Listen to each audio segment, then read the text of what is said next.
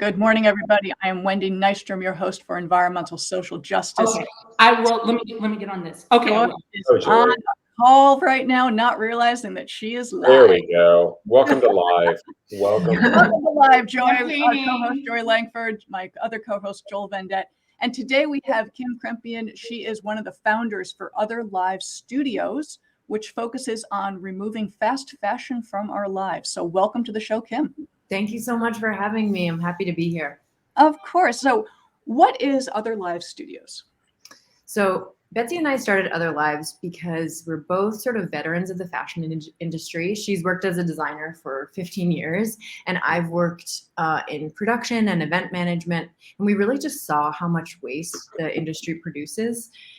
We're both really passionate about the environment and conservation, and starting a workshop to help people hold on to their clothing for longer seemed like one way that we could make a dent in the overproduction of clothing, and in particular, the waste problem that the fashion industry faces.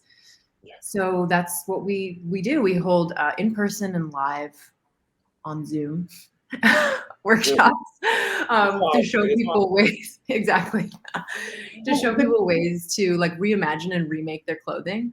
So we've done everything from a marble dye workshop to a metalwork, introducing metalwork into your clothing.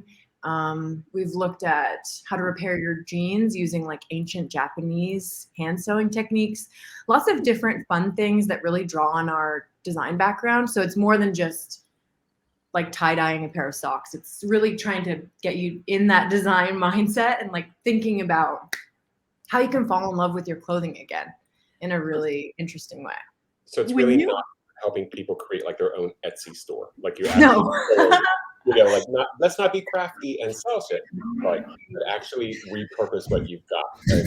Exactly. I mean, exactly. And I think a lot of it is trying to get out of this mindset that like everything is a commodity and everything has to be a business. So it's like we maybe somewhat naively want to go back to the time where people actually invested in their clothing, not just financially, not just from the perspective of like spending more on a piece of clothing, but really invested in it in terms of taking the time to take care of it. Because that used to just be common practice, like repairing something when it had a hole, or like resewing a button, or shining your shoes, like these things were common practice. And we've sort of fallen out of that because it's so convenient to buy something new instead of taking care of your old pieces. I think that's kind of like a big. Betsy is the other founder of Other Lives Studio. Came in a little bit late, but that's okay. Welcome, Betsy, and thank you for joining. Thank you so much. I'm so sorry. That's okay. No, Joel was asking a question. Okay, I'm so sorry. We were talking about taking care of clothing, and I think Kim, you're making a good point. I mean, I actually washed a pair of shoes for like the first time ever because I'm like, I love these freaking things, and I don't want to buy new ones because they're just great. And I'm realizing, holy crap! So I was able to do like 3 or 4 pairs just hand washing them, and I'm like, oh, this is awesome. So I mean, there really is. We've become a disposable society. We just have, whether it's our furniture, our clothing, you name it, it's meant to be, okay, buy it, use it, throw it out, replace it. So I think it's interesting what you're trying to do is to get people to reevaluate, not necessarily buying new stuff that's like, high-end, super luxe, don't even get me started on that word, but just buying goods, but actually maintaining what you have. Mm-hmm. We don't focus on that anymore. We focus on replacement. Because people want new now without having quality. And we're focused on trends. We've gotten so accustomed to what's the next trend. Okay, this is now in the stores, and the stores are changing so fast that you feel like you have to play catch up. And I think part of this too is actually empowering people to feel like they can do it themselves. Like if they want to jump on a trend, they can, but actually they can make it themselves, which is really lost in our culture of consumerism right now. There's no empowerment in terms of like saying you can do this. You don't need the brand. The brand is meaningless. The only value it has is the value we give it. So if you don't buy into it, that's okay, and I love that. I think Betsy and I just love like giving people that power back to like get them excited about making something and feel ownership over something that they've created. Like there's no better feeling. Yeah, There's always been a pretty big minimalist as far as like clothing goes. I make sure that I buy pieces that will stand the test of time. Along with that, you also want to complement it by, healthy eating, staying fit, whatever your body type is, so that clothes, no matter if you bought them at Ross or on Rodeo Drive, fit you the way you want them to fit you. So, I've always called it being cheap. But being a minimalist, especially with, clothes is actually something that's achievable. You're always looking respectable. If you move away from the trends, such as you're saying, and move more into durable pieces that will last, that are minimal, you'll always have a great classic wardrobe. And I think people are starting to really see that with the amount of clothes that are just sitting in warehouses that have come from China that they can't even sell at Ross or TJ Maxx anymore, especially post-pandemic. So yeah, and there's always a way to do both, right? Like speaking on trends and fits, like that's the thing that Kim and I do with Other Lives. Like we try to teach you how to remake a fit of a garment you have that no longer fits you, if it's too big or too small, with design details. Or we teach you how to take like an old tattered sweatshirt that's in your closet and apply some sort of trendy design detail that is somehow still timeless. You can have both worlds. Like you can do both. It's just a matter of doing it in a more sustainable way, in a way that closes the loop instead of like adds more to the landfills. But that's what we try to do. I'm just going to dive in just so people catch up, because we had a pre-conversation with these guys. So people are like, so Other Lives, they take your existing wardrobe and you can individualize it to your taste, what you want it to look like, and have your individuality come out. So when I was talking to Kim, one of the things I used to do as a kid was I would draw on my clothes, or I'd draw on my shoes. I lost that capability as I got older, thinking, oh, I can't touch that, it's too good. These guys are bringing that back. They're going to teach you how to do that. So Kim and Betsy, like, where are you guys located? You're online. How do people just get this, get this individuality back? I just love that example, and I'm like, okay, let's have a drawing class. Like can that be the next thing that we do? Because like, how fun. I mean, I remember doing that in high school when I was bored in class, just like drawing on my sneakers. Or your hand. Totally. Or your hand, or your jeans, or like literally whatever was within reach. It's just so bad. I mean, my mom it's actually about a sense of play, right? Like that's what fashion is. Exactly. It should be fun, and you should feel a sense of ownership. You should feel like you can do that. Like nothing's too precious. Yeah. You bought it and you own it, and you should feel like a connection to it, a personal connection. I'm glad you said that. There are certain pieces I bought that I'm afraid to touch. Like I buy them like too good to ever wear. And then you never wear them. I know. Like get them out, dust them off, wear them. I know. Exactly. But on your previous question, Betsy, do you want to talk about kind of where we are and how we offer the classes? Yeah, so we do it a variety of different ways. We have virtual workshops, which are on YouTube. And we also do in-person workshops. We just started doing those this year. That was a whole plan before the pandemic, but COVID happened. So we're doing them this year. We just did a really fun marble dye workshop in Los Angeles, where we just basically taught this gorgeous Japanese marble dye technique to kind of over dye any stained or boring or old piece that you just kind of wanted to give life again. And we're going to have a jewelry workshop coming up before the end of the year in either November or December. We're still working out the details, also in Los Angeles. So yeah, we hope to do it in other places. Kim's done one in Canada. So more to come for sure. Yeah, we'd love to offer on Instagram anywhere and everywhere, because we see that people need these techniques. Yes, and it's so fun. It's so much fun just getting everyone together and teaching them this little technique and just seeing them run with it and create their own things and give everything new life again and be excited about learning and actually playing. It's there's such a sense of play and having something new again that they created. It's just such a personal connection when you've had your hands on something and you get to wear it. Mhm. When you make something truly yours, you're going to wear it more often. Yeah, Mhm. absolutely. Mhm. Yeah. Yeah. No, and I still love the fact that you're talking about doing these things as creating something unique, as opposed to, I hate using this word because it's got such a bad connotation, but crafty. Because Mhm. Yeah. I mean, we always think about, I mean, or at least I do, this will probably show my age, but when we started talking about individualizing clothes back when I was a wee little lad, the whole thing was Dazzler, so it's like, it's about, we've kind of moved beyond that phase, I'm thinking. So this is actually really fascinating that you guys are doing this and creating this outlet for people, because a lot of people aren't thinking about the repercussions and what it means for our environment. And Mhm. when you throw away or try to, you think you're recycling your clothing, you're donating them, and they actually don't do what you think it is, what Mhm. Yeah. the intention is. Can I just jump in a statistic real quick, Joel? I read yesterday from the EPA that 84% of all donated clothes end up in the landfill. Really. Yeah. That's actually one of the things that really spurred this for me personally was working at a women's center in downtown Los Angeles and sorting through their donations.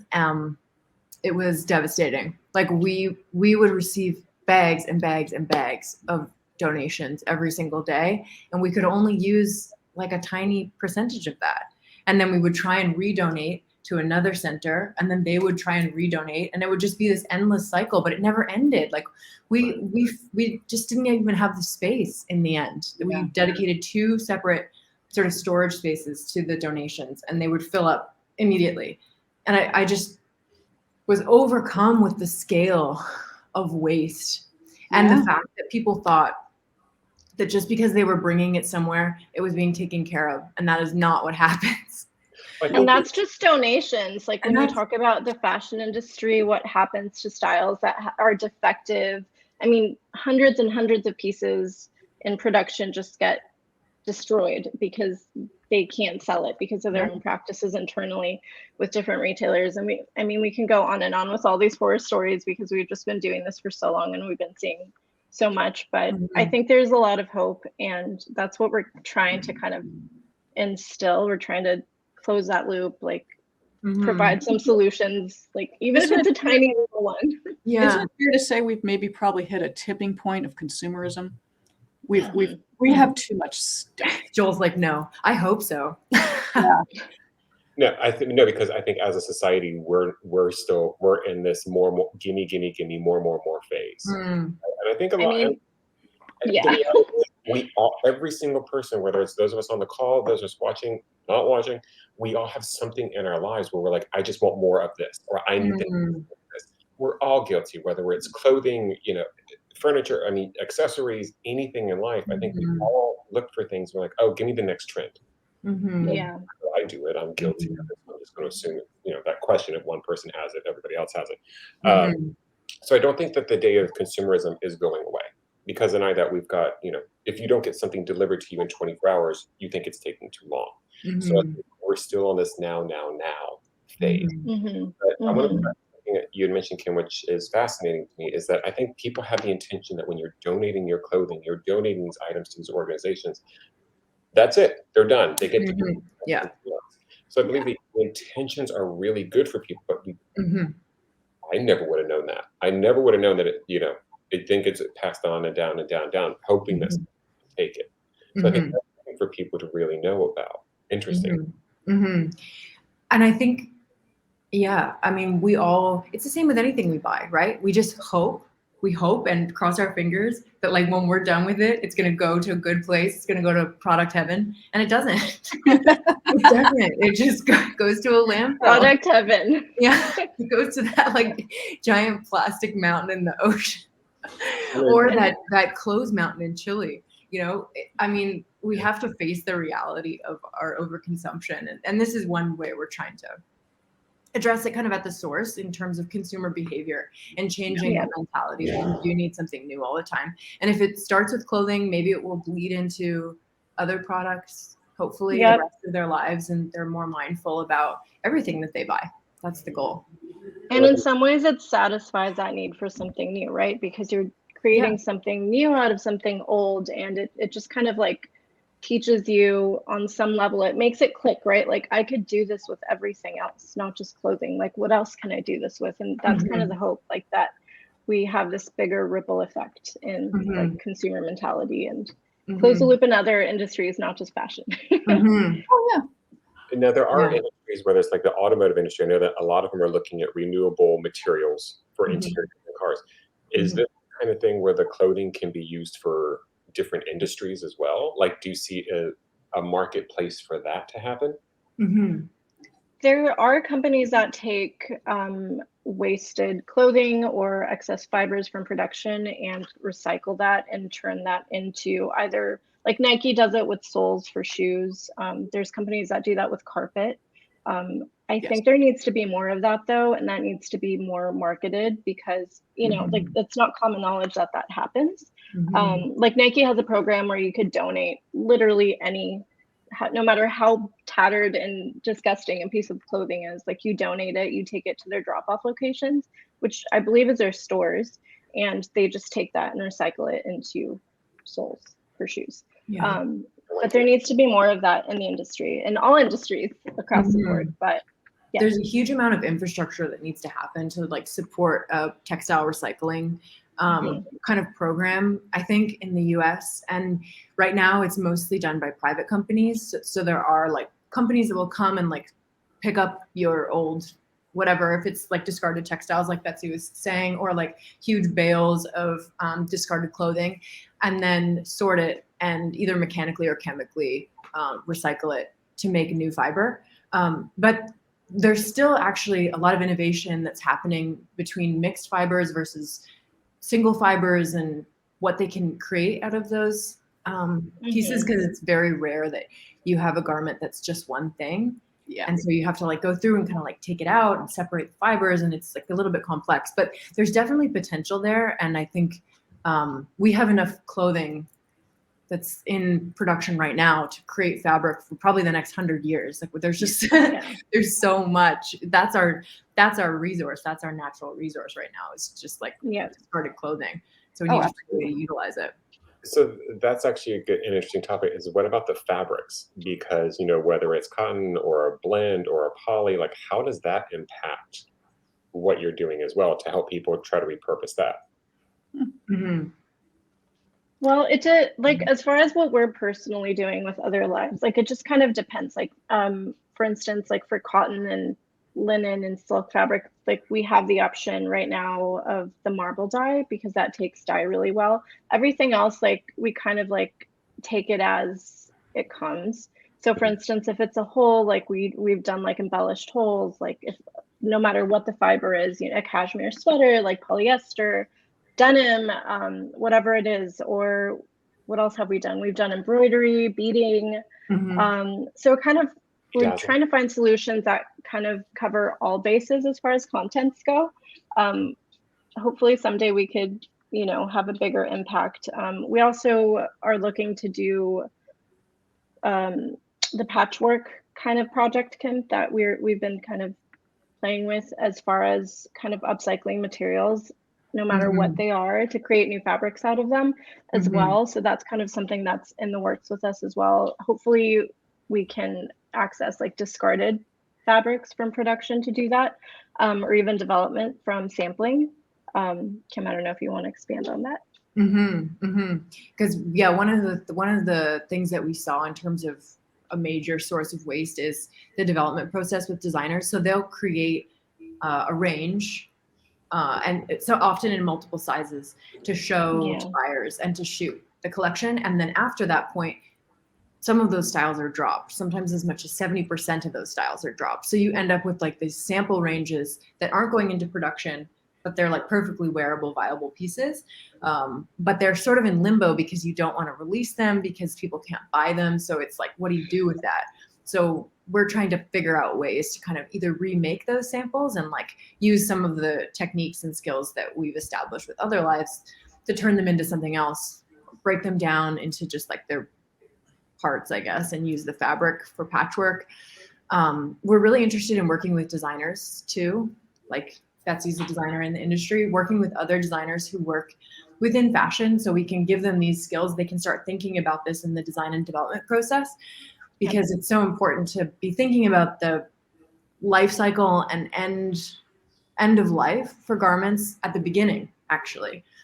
Because don't they have like those samples that don't get used, don't they just get burned so that way it can't be copied? Sometimes. Depending on the brand, sometimes they get resold in sample sales, sometimes they get sold into Crossroads, like things like that. So it just kind of depends. It's it's a lot of waste in our industry. We're just like, oh, there's so much. There's so much. Even when it comes to the design process, like swatches, like we have so many swatches, and that's kind of also another way we wanted to use patchwork as well, because there's just little pieces of fabric. It's like, what do we do with them? Like, we're not going to throw them away, you know? So we're just kind of trying to find ways to resolve that on every level, whether it's personal, whether it's industrial. We're also looking into applying these concepts with old styles at retailers that have their own private labels, and they no longer like feel that they're sellable, or they're just not moving, or the trends move too fast and they came too late. So we're looking into kind of partnering with them to take these styles, redesigning them, and having them become something new, so they don't end up in a landfill or burned. So there's a lot that we'd like to do. It's so funny because, like, as we're talking, I'm going through my closet right now, and I know some of the stuff that I bought, which I haven't worn in years, but I spent so much freaking money on it that I already considered it. I won't describe some of it because even I'm like, well, what the hell was I thinking? But I mean, you know, I've got like one of my all-time favorite sweaters I probably bought 30 years ago on a clearance sale, and it was this great wool sweater from a store that is unfortunately no longer here. But it's like to the point where you can see through it, like the wool is worn down. It's freeing, and I'm like, I can't get. It's like the perfect cut, like Joy was saying. It is and as I've gotten larger, because I'm getting older, it's still the perfect fit, and it's got a little stretch to it, so that's okay. But you know, you can't get rid of some of these things, so it's just what do you do? Yeah. Oh my gosh, send us a picture and we'll design something for you. But I'm thinking patches. I'm thinking you could even do the whole piece. Like Betsy did like a really beautiful sweater. Yeah, this one. It's like plate. It's a black like tunic kind of thing, and I just wear a long sleeve T-shirt underneath it. So I'm like, oh, that hides all the fraying, and it works perfect. Yeah, I mean, totally. Your clothes don't make the man, Joel. No. Thank goodness for that. But they do help. They do. They definitely help. But I'm excited about projects like that because, like, you love it so much, you want to hold on to it. Oh, absolutely. I mean, I have a few pieces that are probably older than you guys. I'd love to see them. I know. I like very delicately when I do wear it. It's like you very carefully put it on. You don't move in it. You take it off. But on that, we're heading into our 20-minute mark, or past 20 minutes. What's the best way for people to reach out to you? Because I honestly think that workshops like this are awesome for groups that want to get together, have a little fun, and recreate their entire wardrobes. Yeah, thank you. Definitely. Please find us. We're on Instagram, Other Live Studio. Our YouTube is Other Live Studio too, so you can find us on both of those. Our website is otherlivestudio.com. Our website is Other Live Studio, and then you'll see the contact information in there as well. But definitely reach out. Yeah, I mean, I just would love to hear a group of people getting together and just bringing a couple loads of clothes and being like, help me.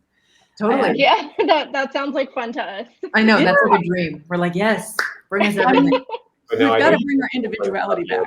Oh no.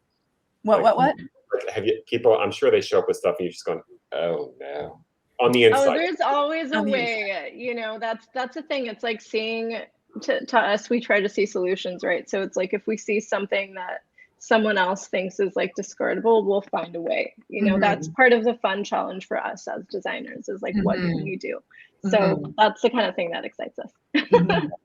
Well, this is exciting stuff. I love the fact that you guys are trying to resolve our waste issue, because we have a huge waste issue. Overconsumption is the start of it. So guys, shop your own closet, go to these guys, rebuild your wardrobe in what fits you and what works for you and what represents you. Not a brand, not a label, not what the magazines are telling you. Make it about yourself. So take care, guys. Check out Other Live Studio. They're awesome. They're in LA. We will see you guys soon. Take care. I'm Wendy. Thank you so much. Thank you so much. Bye. Bye, guys. Bye.